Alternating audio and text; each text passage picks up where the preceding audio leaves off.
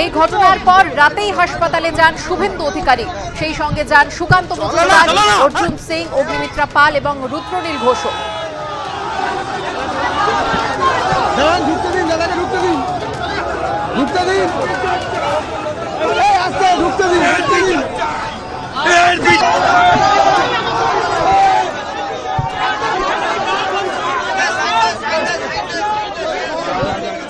আমি গত 8 মাস যাবৎ একটা কথা বলে গেছি,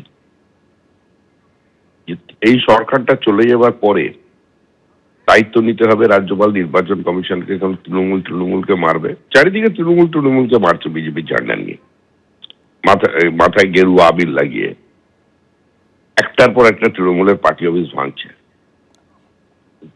আর আজকে তৃণমূল অন্য কিছু না করতে পেরে শুভেন্দু অধিকারীর আত্মসহায়ক তারপরে গুলি চালালো।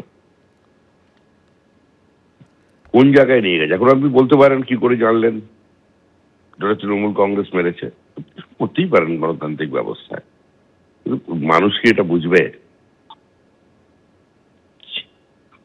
যে বিরোধী দলনেতার উপরে এতবার আক্রমণ হয়েছে, শুধু শুভেন্দু অধিকারী নয়, দিলীপ ঘোষ, সুকান্ত মজুমদার, যারা এর আগে সভাপতি হয়েছিলেন, তাদের সকলের উপরে আক্রমণ হয়েছে।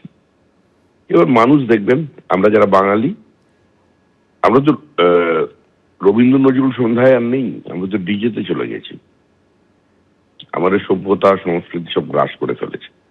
রাজনীতি সকলের জন্য নয়, রাজনীতি কারা করে, রাজনীতিরও একটা নিজস্ব পরিভাষা হয়, রাজনীতিও নিজের একটা পথ ধরে চলে। কিন্তু এখন তো হয়ে গেছে দুষ্কৃতীদের রাজনীতি, সেটা নিয়ে পরিণতি। এটা এর থেকে দুর্ভাগ্যজনক ঘটনা কি হতে পারে? মর্মান্তিক, হৃদয় বিদারক একজন প্রাক্তন এয়ারফোর্সের জওয়ান,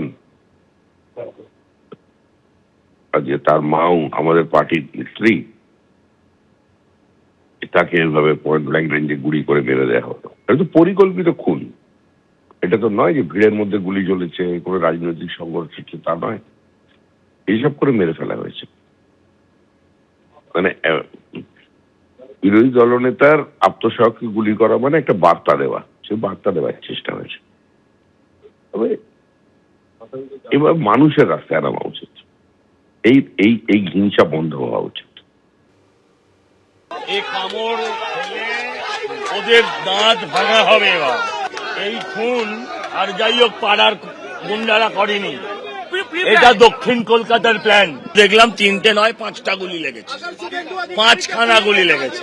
এটা কিছুই না, শুভেন্দুকে ওয়ার্নিং দেওয়া, শুভেন্দুকে চমকানো, কিছু একটা হবে। এটা যাই হোক, ওকে মারার পেছনে কোনো পাড়ার গুন্ডা থাকতে পারে না। এবিপি আনন্দ এগিয়ে থাকে, এগিয়ে রাখে।